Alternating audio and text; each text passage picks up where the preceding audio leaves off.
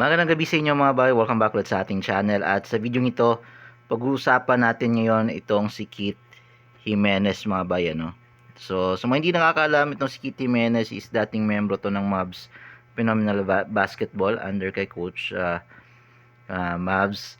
Isa din siya, naging coach din siya sa mga players ng Mavs dati before siya pumasok sa MPBL. And ngayon, isa siya sa mga drafting ngayong upcoming PBA draft mga bay, ano, ngayong September 17 out of 128, isa itong si Kit Jimenez. So pag-usapan natin yan mga bay, ang posibleng pick slot or kung pang ilan na posibleng mapick itong si Kit Jimenez. Okay, so si Kit Jimenez kasi mga bay, ngayon kung ngayon yung pag-uusapan, medyo bumaba yung value ni Kit Jimenez, although maganda yung pinapakita niya sa MPBL.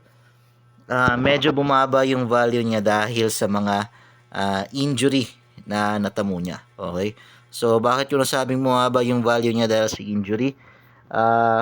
Yung teams na kukuha kasi dito kay Kit Jimenez is kailangang sumugal. Okay?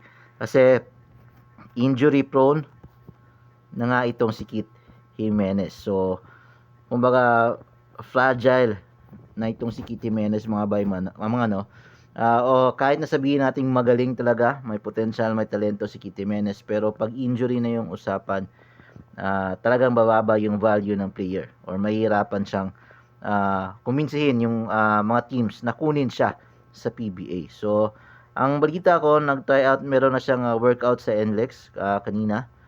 So, possible na NLEX yung pwedeng kumuha kay Kit Jimenez base doon sa workout na nangyari sa kanya. Ngayon, ang gagawin ng NLEX dito is kailangan nilang sumugal dito kay Kit Jimenez kasi since injury prone na nga si Kit Jimenez, malamang maging and base din dito sa galawan ni Kit Jimenez na talagang mala Terence Romeo.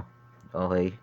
Talagang high risk to sa injury since may background na siya or may history na siya ng mga injury. So, posible na maging factor yon sa kanyang PBA draft and sa mga teams na kukuha sa kanya kasi hindi mo alam na kung kailan siya may injury ulit. Hindi mo alam kung once may injury siya, kailan sa makakabalik kasi babayaran mo yung player and then hindi mo na magagamit dahil injured. So, yan yung mga pinag-iisipan ng teams na pwedeng kumuha sa kanya. And yung NLEX, I think malaki talaga yung potential nitong si Kit Jimenez. Kung hindi lang doon na injury si Kit Jimenez, sa tingin ko, masasabi kong possible top 5 ito, si Kit Jimenez ngayong PBA draft. Ano? Kung wala lang siyang history ng injury, siguradong top 5 siya. And walang pag-aalinlangan. Baka nga pwede siyang mag top 1, okay, or top 3 sa draft ngayong PBA.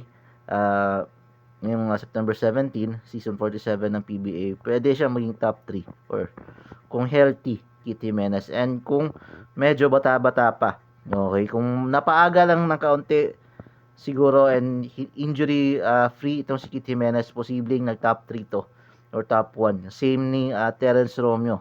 Okay.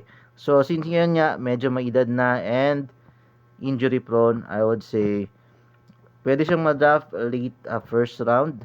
Okay? Or early second round pick. Okay?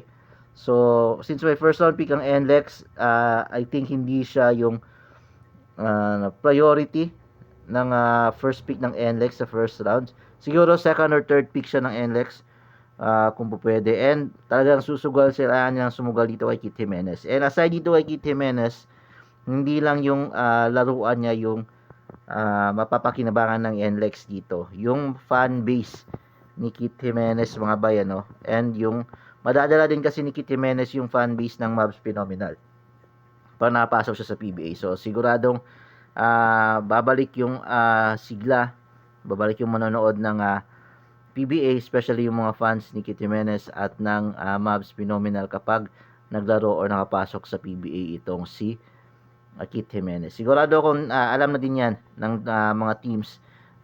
Isa sa mga factors na pwede nilang kunin kahit na injury prone itong si Kit Jimenez. Okay, kahit na may injury si Kit Jimenez, makakakot pa rin to ng mga fans alam na alam yan ng mga teams na kukuha kay Keith Jimenez. Yung value niya, marketing value niya sa PBA, talagang magagamit nila pagdating dito kay Keith Jimenez. Sayang na sayang talaga to si Keith, mga bay, ano? Kung napaagalan to and walang injury, talagang siguro katulad na siya ni Terence Romeo ngayon sa PBA. So abangan natin sa PBA season 47 draft pick, mga ba, yung September 17, kung madadraft nga ba siya or hindi. Pero sa 100% sure madadraft to. Kahit na late na sa draft pick, siguradong makukuha to. May team na kukuha dito kay Keith Jimenez. Yun lang, mga bay, maraming salamat sa panonood.